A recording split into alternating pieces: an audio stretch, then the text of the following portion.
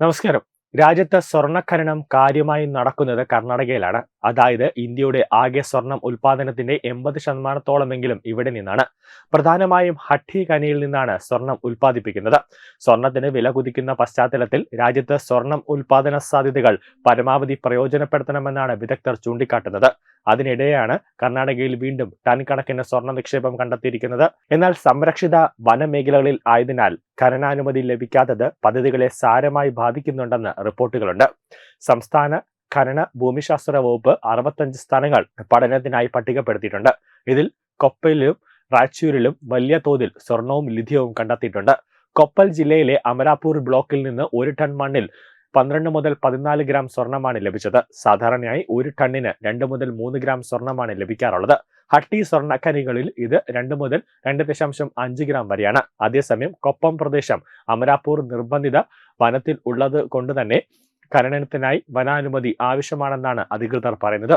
ജമ്മു കാശ്മീർ താഴ്വരയ്ക്ക് ശേഷം രാജ്യത്ത് ലിഥിയം കണ്ടെത്തുന്ന രണ്ടാമത്തെ സ്ഥലമാണ് റായ്ചൂരിലെ അമരേശ്വര. ഇവിടെയും വനാനുമതി ലഭ്യമായിട്ടില്ല. അനുമതി ലഭിച്ചാൽ ലിഥിയം ഖനനം ചെയ്യുന്ന ഇന്ത്യയിലെ ആദ്യത്തെ സംസ്ഥാനമായി കർണാടക മാറും. അപൂർവ ലോഹങ്ങളുടെ പഠനവും ഖനനവും 4 ഘട്ടങ്ങളിലായാണ് ആസൂത്രണം ചെയ്തിരിക്കുന്നത്. നിരീക്ഷണം, അതോടൊപ്പം തന്നെ കുഴിയെടുക്കൽ, വേലികെട്ടൽ എന്നിവ ആദ്യ 2 ഘട്ടങ്ങളിൽ നടപ്പാക്കും. തുടർന്നുള്ളവ 500 മീറ്റർ വരെ തുരങ്കലും പ്രാഥമിക ഖനനവുമാണ്.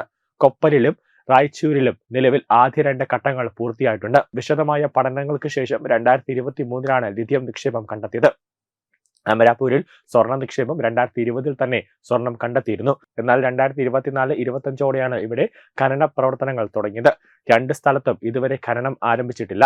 അതേസമയം മേഖലയിലെ ഖനന മാഫിയകളിൽ നിന്ന് തങ്ങൾക്ക് കടുത്ത ഭീഷണി ഉണ്ടെന്നും ജീവനക്കാരുടെ സുരക്ഷ സംബന്ധിച്ച് ആശങ്കയുണ്ടെന്നും അധികൃതർ പറയുന്നുണ്ട്.